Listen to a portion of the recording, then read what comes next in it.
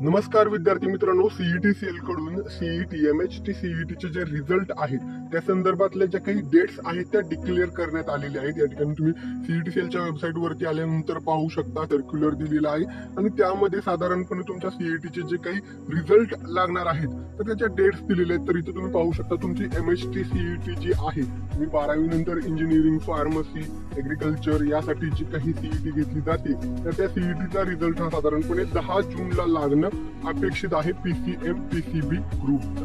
तर या ठिकाणी हा सीईटीचा निकाल लागल्यानंतर तुमच्या ऍडमिशन प्रोसेस साधारणपणे पुढच्या 10 ते 15 दिवसांमध्ये स्टार्ट होत असतात।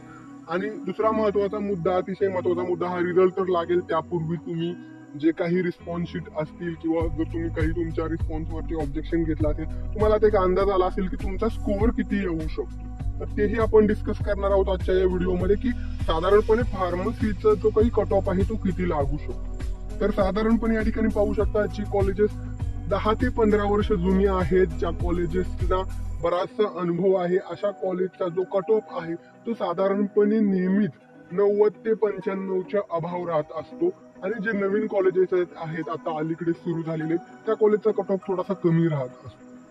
आता तुम्ही ऍडमिशन घेत असताना तुमचा सीईटीचा स्कोअर किती आलेला आहे, तुमचा ग्रुप क्वालिफाय आहे का, ग्रुप क्वालिफाय होण्यासाठी तुम्ही ओपन कॅटेगरी मध्ये असाल तर तुम्हाला जे काही पीसीबी पीसीएम ग्रुप मध्ये 300 पैकी ओपन असाल तर 135 मिनिमम मार्क्स तुम्हाला असणं गरजेचं आहे।